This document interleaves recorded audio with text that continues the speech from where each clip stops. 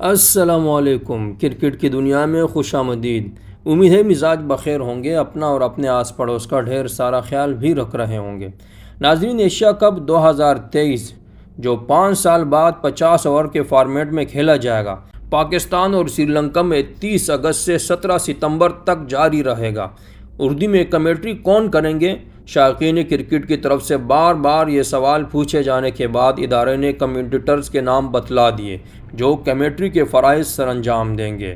گوتم گمبھیر، ہربھجن سنگھ، عرفان پٹھان، سنجے بھنکر، محمد کیف، آدتیہ تارے، رجت بھاٹیا، رمن بھانوٹ، جتن سپرو اور پدمجیت سہراوت ایونٹ کے دوران ہندی کمنٹری کریں گے، جبکہ پاکستان کے بازید خان، عامر سہیل، وسیم اکرم اور وقار یونس، بھارت کے روی شاستری اور پیوش چاولہ، زمبابوے کے اینڈی فلاور، آسٹریلیا کے میتھیو ہیڈن، سری لنکا کے ماروان اتاپتو اور انگلینڈ کے ڈومینک کارک انگلش میں کمنٹری کریں گے۔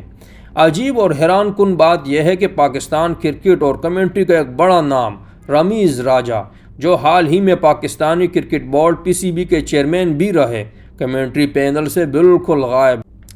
رمیز راجہ گزشتہ ماہ پاکستان اور سری لنکا کے درمیان ٹیسٹ سیریز کے دوران کمنٹیٹر کے طور پر واپس آئے تھے۔ سابق اوپنر ستمبر 2021 سے کمنٹری باکس سے دور تھے، جب وہ 3 سال کی مدت کے لیے PCB کے چیئرمین منتخب ہوئے تھے۔ اس بار بھی کمنٹری پینل میں ان کا نام شامل نہ ہونے سے شائقین کرکٹ ورطۂ حیرت میں ڈوبے ہوئے ہیں۔ آج کی محفل میں اتنا ہی، اس کے ساتھ ہی ہمیں اجازت دیجیے گا۔ اپنا اور اپنے آس پڑوس کا ڈھیر سارا خیال رکھیے گا۔ اللہ حافظ۔